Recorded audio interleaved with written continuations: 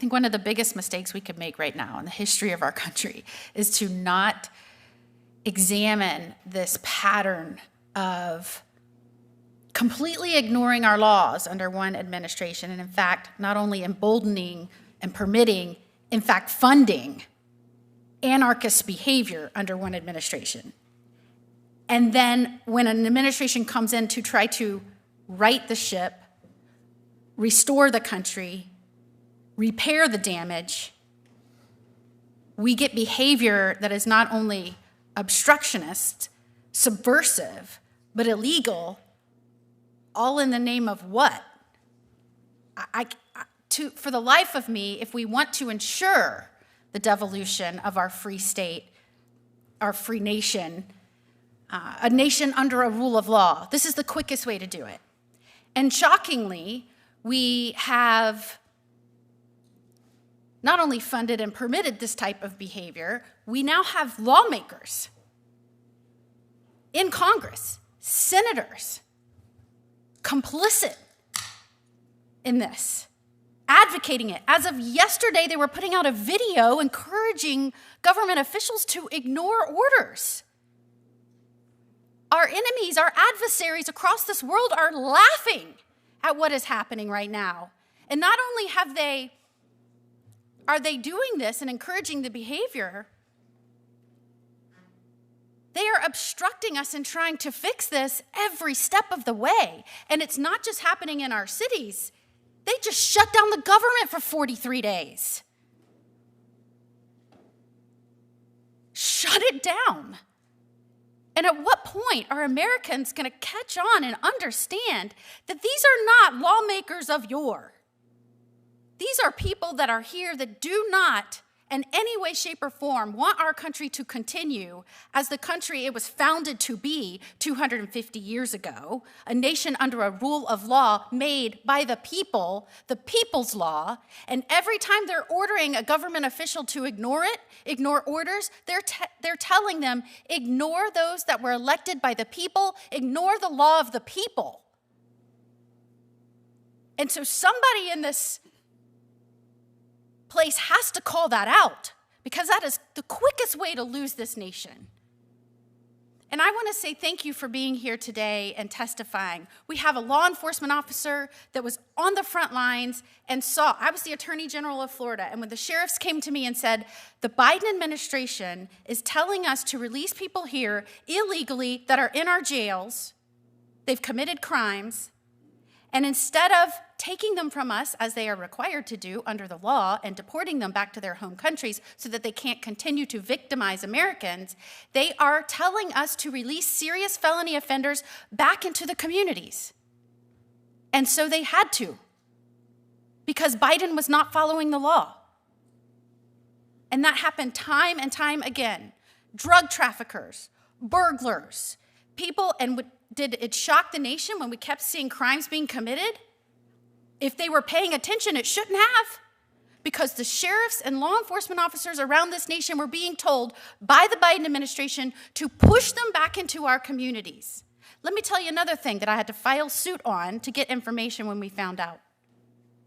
Historically, when we picked up people internationally that were trafficking drugs, killing Americans, when they were brought to our country to be prosecuted and put in prison for that, as soon as they served that sentence, they were deported, because they were picked up in international places, because they were drug traffickers. Who would have ever released them into our country when their only skill is drug trafficking in the middle of a drug crisis? Oh no, the Biden administration did. They started taking federal prisoners in federal prisons for drug trafficking here illegally, and instead of deporting them when their sentences were over, they released them back into your communities in America. And their only skill was pushing drugs into your communities. That's their skill. So thank you for testifying as what was happening. Now we have agents being directed, rightfully so, by this administration to go into communities and arrest those people that are here illegally, that have been committed crimes, many that were forced to be released by the Biden administration. And this is what we get. This is what we get. People threatening, harassing, victimizing law enforcement. trying to go out and arrest those people that the Biden administration pushed into your communities. And it wasn't just when they emptied the jails into your communities or they emptied the federal prisons into your communities.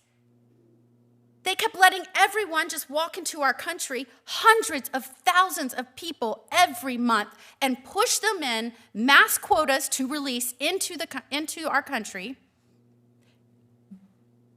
They called it their discretion to parole. No vetting done. They kept saying, there's nothing happening at the border. Our border is secure. They testified to Congress under oath that our border was secure. And then they blamed Congress that they couldn't do anything else. How long did it take for President Trump to shut down the border? They've released 0 in the last 6 months. Compare those same 6 months to the Biden administration, hundreds of thousands of people pushed into our country, barely vetted. This is what's happening when we're trying to make sure that our communities are safe. That's why I'm introducing an act called the HALO Act, which would give these men and women who took an oath to protect our communities and put American safety ahead of their own, a buffer zone while they do their jobs. They should not have to tolerate this. If they tell someone to step away because they're trying to do their duties, that we as the American people have asked them to do, that we as the American people have asked them to do and put their lives on the line to do, they shouldn't have to deal with this.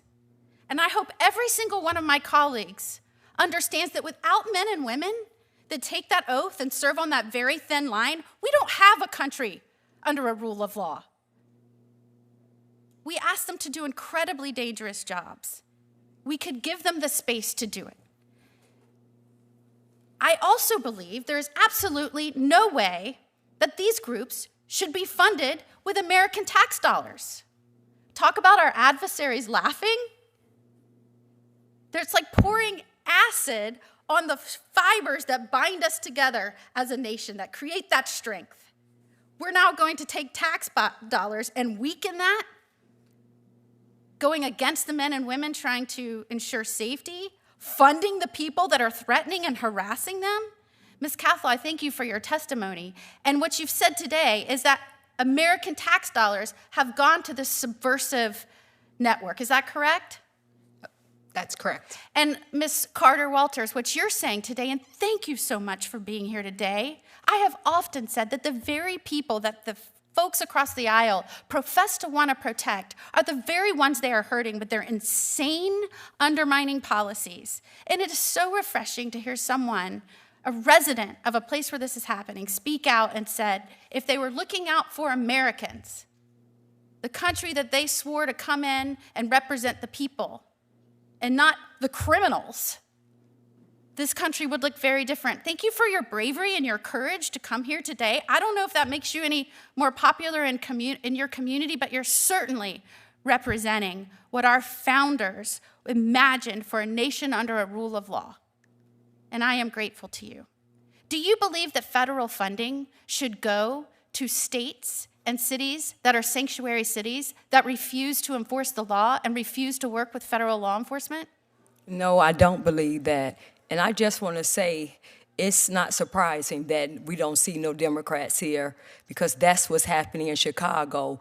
They don't care about the American citizens or want to hear what we have to say. So thank you for giving us a voice. This right here, what you see, is typical. This is what we deal with in Chicago every day with the Democratic Party. You know, I think when we watched under President Biden, the man-made disaster, the man-made emergency that was President Biden and his administration, there was such damage, such recklessness, such incredible policies that were forced upon the American people that they didn't want, and they didn't want in their communities. You had states declaring emergencies. And what did that do when the sanctuary states declared emergencies because of what Biden did?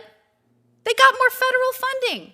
So you have my commitment. I'm going to work on legislation that would restrict and eliminate federal funding going to sanctuary cities and sanctuary states that will not work with federal men and women of law enforcement, that these states that almost invite a criminal organization to base itself and take over cities and states like you're experiencing right now. You have my commitment. I'm going to file legislation to make sure we put an end to that. And let me just end, and I know, Chairman, I've gone way over my time, but let me just end by thanking you, Sheriff, for your service.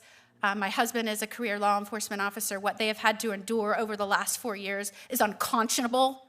It's unconscionable that any person in Congress would allow that to happen. I apologize to you. I thank you for your service, and may your commitment to the rule of law and what you expect of this great nation from its leadership and what you expect in terms of its continued strength in the future for the next 250 years, may your service continue to inspire other men and women to follow in your footsteps. Thank you.